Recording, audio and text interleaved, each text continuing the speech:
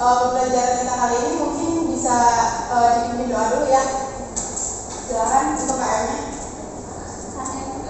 Sebelum kita mulai pembelajaran, alangkah baiknya kita berdoa terlebih dahulu. Berdoa dalam hati mulai. Berdoa selesai.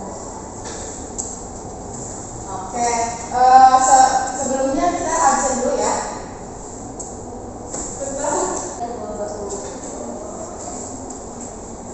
Dian Dianisa, Lisa Nur Afni, Alicia, Silviana, Debo, Sarini, Andika, ada yang tahu kenapa?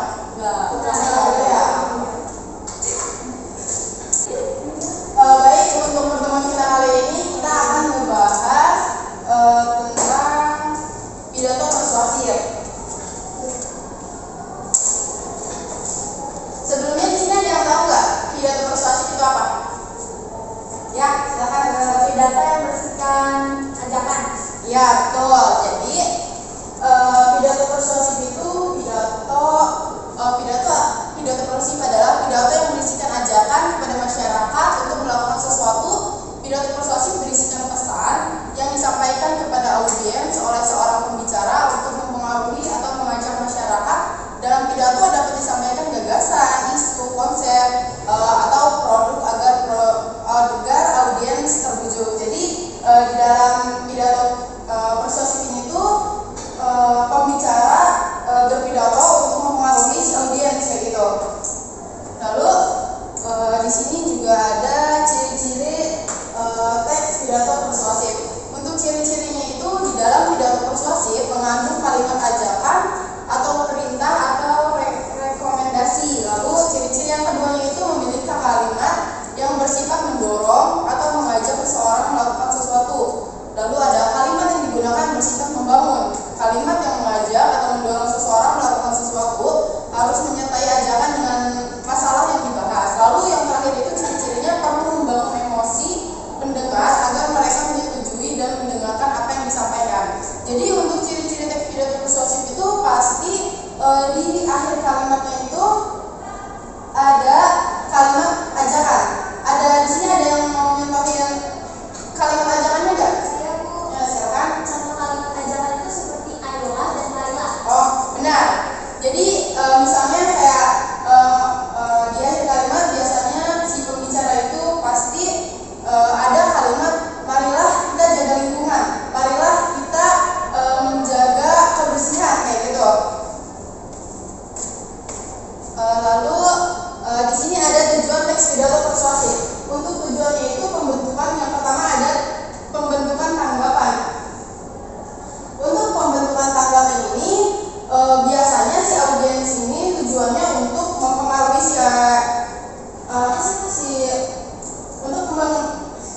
untuk pembentukan tanggapan ini biasanya si pembicara ini tujuannya untuk mempengaruhi si audiens agar aktif dalam memberikan suaranya kayak gitu. Lalu yang kedua itu ada penguatan tanggapan. Untuk penguatan tanggapan itu biasanya dilakukan oleh si pembicara untuk mempertahankan suatu argumentasinya mengenai ajakannya kayak gitu. Lalu ada yang ketiga pengubahan tanggapan. Nah, untuk pengubahan tanggapannya ini biasanya dilakukan oleh audiens yang merasa tidak setuju dengan ajakan si pembicara kayak gitu. Misalnya Lisa nggak setuju nih dengan tanggapan si pembicara di depan, kayak nggak setuju kalau menjaga kebersihan itu dengan menanam itulah menjaga kebersihan, nggak buang sampah, padahal ada sebab lain kayak gitu. Nah, biasanya tujuan pengubahan tanggapan itu untuk si pembicara kayak gitu. Lalu nih di sini ada struktur teks pidato persuasif. Yang pertama itu ada pembukaan. Nah, lalu yang kedua ada salam pembuka. Yang ketiga ada ucapan penghormatan. Yang keempat itu ada ucapan rasa syukur. Yang kelima isi pidato. Yang keenam penutup pidato. Untuk pembukaan ini biasanya si pembicara mengucapkan selamat pagi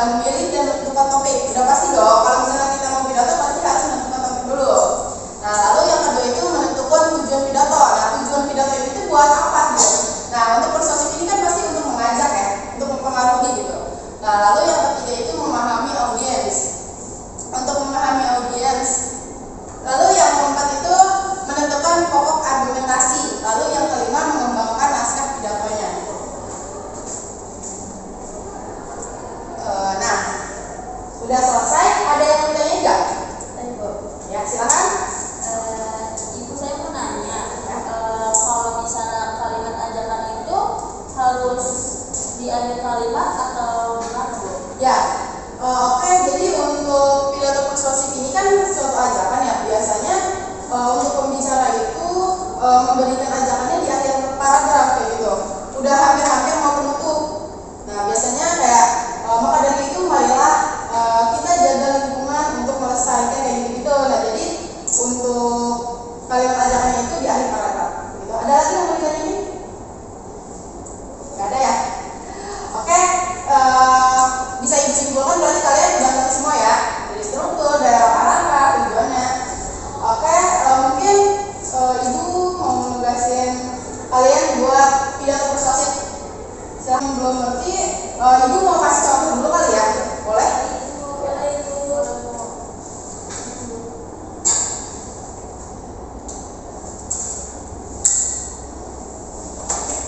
Udah ibu kirim ya di grup WhatsApp, bisa kalian lihat di situ.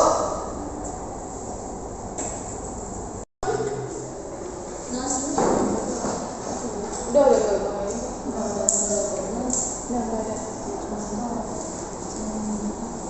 Bu, ya ini benar nggak? Coba ibu lihat dulu ya.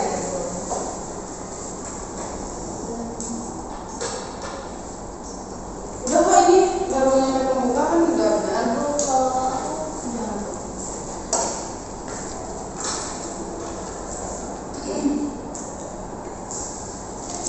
Ini di akhir kalimatnya kasih kalimat ajakannya ya. Kalau yang ini udah benar isinya. Oh ya. Kalau pembukanya udah benar juga kan ya, Bu?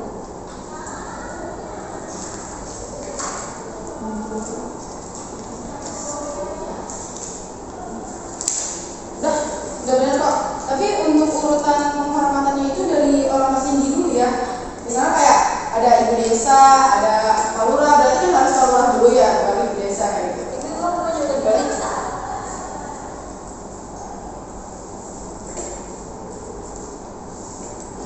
Udah benar kok ini?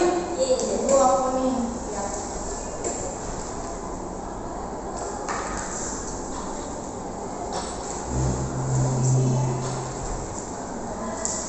Udah benar kok isinya udah, cuma tanda bacanya dilihat lagi ya.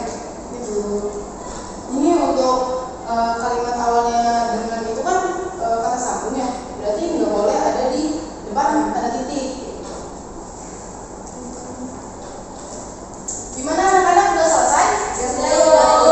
Ada yang mau baca di depan nggak? Boleh.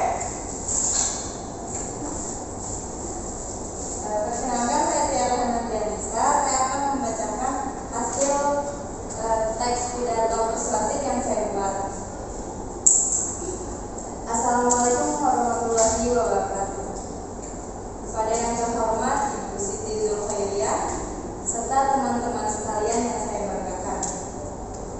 Puji syukur adalah kita panjatkan kehadiran Allah Subhanahu wa Ta'ala yang telah memberikan kita kesempatan sehingga dapat berkumpul di sini dengan keadaan sehat walafiat.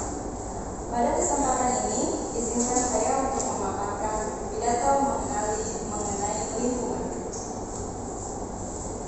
Hadirin yang berbahagia, kebersihan lingkungan merupakan hal yang sangat penting guna menjaga kesehatan diri sendiri dan lingkungan sekitar.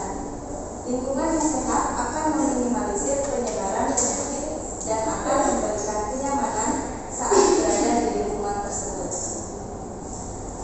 Lingkungan juga merupakan faktor pendorong keberhasilan proses belajar mengajar di kelas. Siswa dan guru akan melaksanakan kegiatan pembelajaran secara efektif karena didukung oleh keadaan lingkungan yang aman. Maka dari itu, marilah kita sebagai warga sekolah dapat menjaga kebersihan lingkungan sekolah dimulai dari diri sendiri, seperti membuang sampah pada tempatnya dan tidak meninggalkan barang-barang belaji, karena dapat menjadi sarang nyamuk.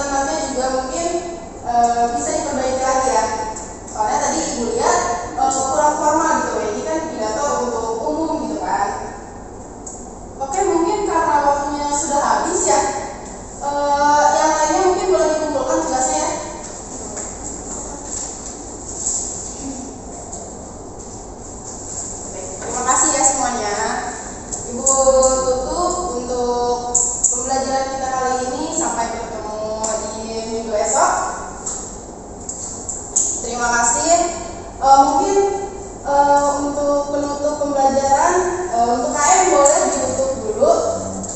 Silakan.